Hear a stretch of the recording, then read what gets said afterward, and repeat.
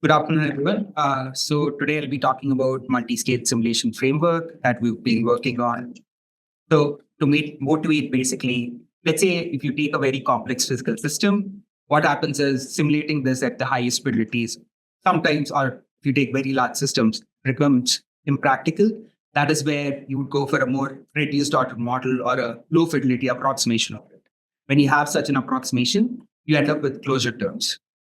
So there exist systems such as the one that I'll be talking about, where these closure terms can be estimated from local high fidelity models. And you've been seeing in the past decade or so that machine learning can be leveraged for this closure term modeling. And there exist scenarios where your ML surrogate probably has to adaptively evolve. So let's say that your low fidelity model for a lot of HPC applications, high performance computing applications, would be usually implemented in C++, but we know that a lot of machine learning model development is usually done in Python.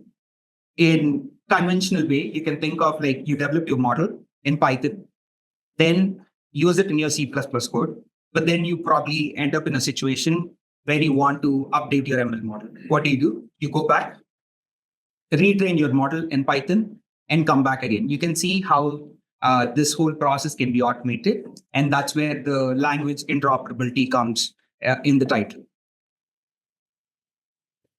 I'll be using this multi-scale simulation framework for complex fluids. So complex fluids can be simply said something like there's a carrier fluid which has particles, polymers as such. And what happens is because of these complex particles, there's intricate interactions among themselves and with the carrier field. So among a lot of complex phenomena, something that exists is rheological complexity. In a simple way, rheological complexity is nothing but the viscosity of the fluid is not constant. And there's a lot of systems, both in industry and nature, that can be modeled as complex fluid systems. Industrial applications are slurry flows, 3D manufacturing, additive manufacturing, or 3D fabrication. In nature, lava flows and landslides are some applications. When it comes to computationally modeling these flows, you can take a particle-based approach where you're basically saying that you're individually tracking each and every particle in the system. So when you have access to this individual particle system, you can model the interparticle interactions. When you can model this, what happens is, as a product of that, you'll get the rheological behavior. But you can see that for very large scale systems, it would involve billions of particles and it becomes computationally expensive. That is where you would go with a more continuum approach. When you go with the continuum approach, what happens is you basically represent your large scale system with an Eulerian grid. And essentially in each of these Eulerian cells, you can say there are either particles or there are no particles. Now that you don't have this particle representation, you can't account for this interparticle interactions. So what do? Now you have to explicitly supply this rheological behavior. And like I mentioned earlier, usually these models or like reduced order models are implemented in C++. So that is where we want to leverage this multi-scale idea, which is to say that the challenge that we are looking at is, can we accurately and efficiently model large-scale complex fluid systems?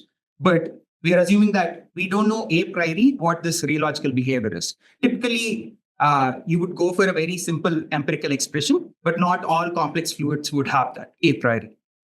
The way we go with this multi-scale approach is, in the same way, like I mentioned, the large-scale system again will be represented with an Eulerian grid. But for every local cell, what you would do is, based on local flow information, you would then run a high fidelity or a particle-based simulation. When you run this particle-based simulation, you'll get the corresponding rheological behavior for that particular Eulerian cell. While this straightforward way of saying that basically for every Eulerian cell in your system, if you want to run a particle-based simulation, that still doesn't answer the computational aspect of it. And that is where, if you bring in a functional representation, what happens is that you can say, in a way, you want to avoid particle-based points that you have already seen earlier and very close points that are similar to your previous rounds. You can see in the right figure that basically you can identify, okay, there's certain regions where you might have to leverage these new particle-based simulations and other places you don't have to. This is how you can save some computational time.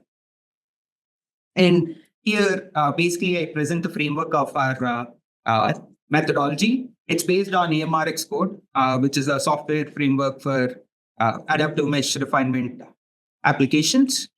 And the reason why this language interoperability works is because it already has a C++ version and also Python version of it. And like this was something that was brought up in the first session, that we leverage the multiple program, multiple data feature of MPI. So you have your continuum solver, which is written in C++. What it does is it passes this local flow information. Here it's called strain rate.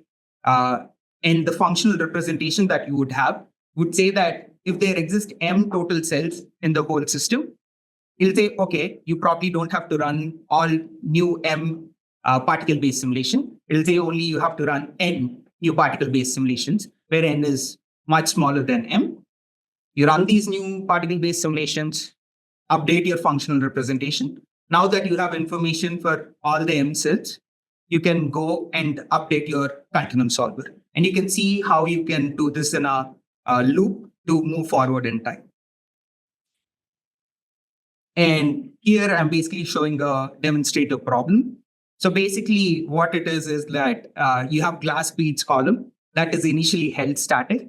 And all of a sudden, you can think of an imaginary block or something being lifted so that it starts flowing. So unlike what happens is these glass beads only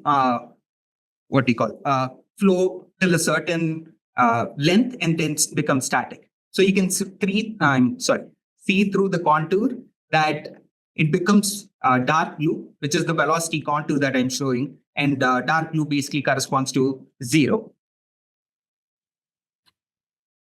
And like I said, to basically show that our model has adaptively evolved as the simulation progressed, the whole setup has about 10^6 cells and was run about 5,000 steps.